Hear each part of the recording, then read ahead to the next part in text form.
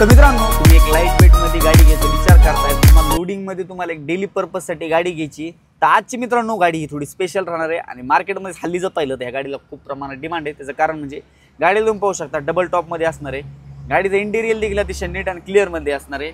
गाडी ही तर मेन मुद्दा कुठली असणार आहे, तर मित्रांनो ही गाडी असणार आहे महिंद्राची सुप्रो प्रॉफिट ट्रक मध्ये ही गाडी असणार आहे।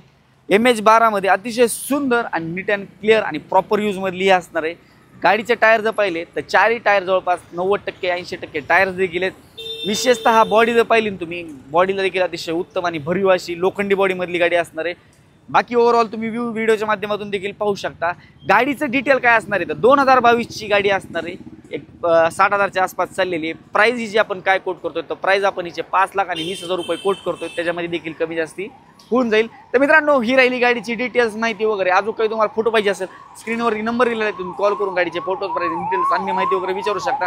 व्हिडिओ पाहताच सबस्क्राइब मारल्यानंतर फटाफट जाऊन तुम्ही सबस्क्राइब मारून ठेवा, नोटिफिकेशनसाठी बेल आयकॉनला क्लिक करा। आपण नंतर अशाच नवीन व्हिडिओमध्ये भेटूया, धन्यवाद।